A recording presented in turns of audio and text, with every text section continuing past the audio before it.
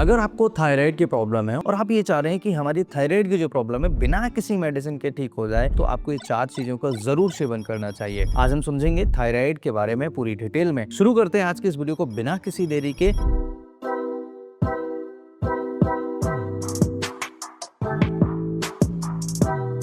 हमारे गले में तितली के आकार की एक छोटी सी ग्रंथि होती है, इसे कहते हैं थायराइड। जब यह सुस्त पड़ जाती है यानी हाइपोथायरॉयडिज्म होता है, या फिर बहुत तेज भागने लगती है यानी हाइपरथायरॉयडिज्म होता है, तो पूरा शरीर बिखरने लगता है, जिसकी वजह से हमारे शरीर के अंदर कई सारी प्रॉब्लम्स आना स्टार्ट होती हैं। अक्सर लोग सोचते हैं कि थायराइड हो गया तो अब जिंदगी भर सिर्फ गोलियों के भरोसे रहना पड़ेगा, लेकिन मेडिकल साइंस और न्यूट्रिशन कहते हैं कि कई समस्याओं का समाधान बिना किसी मेडिसिन के भी हो सकता है। 4 महाशक्तियां यानी 4 सुपर फूड की, अगर आप सही तरीके से, सही समय पर, प्रॉपर तरीके से अगर आप इसका सेवन करते हैं तो काफी हद तक आपके थायराइड को कंट्रोल करने में ये मदद करेगा। पहला, सेलेनियम सीड। अगर आपने ये कभी नहीं सुना है तो जब भी थायराइड की बात आती है सब लोग आयोडीन आयोडीन चिल्लाते हैं, लेकिन एक और मिनरल है जिसके पीछे थायराइड और बिना किसी वजह से आपके थायराइड की प्रॉब्लम्स बढ़ती हैं। यानी एक ऐसा मिनरल जिसके बिना थायराइड हार्मोन बन ही नहीं सकता, वो है सेलेनियम। थायराइड ग्रंथि में पूरे शरीर के मुकाबले सबसे ज्यादा सेलेनियम पाया जाता है। अब बात कर रहे हैं सेलेनियम की, तो यहाँ पर आपको कुछ चीजों का ध्यान रखना पड़ेगा जिसमें सेलेनियम सबसे ज्यादा पाया जाता है। अगर आपको अपना थायराइड एक्टिव रखना है तो आपको रोज सिर्फ 2 ब्राजील नट्स खाने हैं, जिनमें सेलेनियम इतना होता है कि आपकी पूरे दिन भर की जरूरत जो है शरीर के लिए वो पूरा कर देता है। ब्राजील नट्स नहीं मिल पा रहे हैं तो फिक्र करने की कोई बात नहीं है। आप इसकी वजह कद्दू के बीज यानी पंपकिन सीड्स का या फिर सूरजमुखी के बीज का भी सेवन कर सकते हैं। ये बीज थायराइड की सूजन को यानी इन्फ्लेमेशन को कम करने में मदद करता है और साथ ही साथ T4 हार्मोन को एक्टिव और T3 हार्मोन को ठीक बैलेंस करने में मदद करता है। इसलिए सेलेनियम हमारे शरीर के अंदर पूरी मात्रा में होना बहुत जरूरी है। दूसरा उपाय, आंतों का दोस्त, थायराइड का रक्षक। अब आप ये कहेंगे पेट की खराबी से गले की समस्या का क्या समाधान है? 100% कनेक्शन होता है। हमारी दूसरी चीज बेहद साधारण है लेकिन इसका असर कमाल का है। आप सोचेंगे कि गले की बीमारी का पेट से क्या लेना देना। देखिए, जब भी थायराइड की प्रॉब्लम होगी तो पेट से इसका कनेक्शन होता है। विज्ञान कहता है कि आपके थायराइड हार्मोन का लगभग 20% हिस्सा आपके पेट गट में मौजूद अच्छे बैक्टीरिया द्वारा एक्टिव किया जाता है। अगर आपका पेट साफ नहीं होता है, कब्ज रहती है, तो आपका थायराइड कभी ठीक ही नहीं होगा, यानी आपका थायराइड प्रॉपर तरीके से काम ही नहीं कर पाएगा। 1 कटोरी फ्रेश दही या छाछ जरूर लेना चाहिए। यह न सिर्फ आपके बैक्टीरिया को मजबूत करेगा बल्कि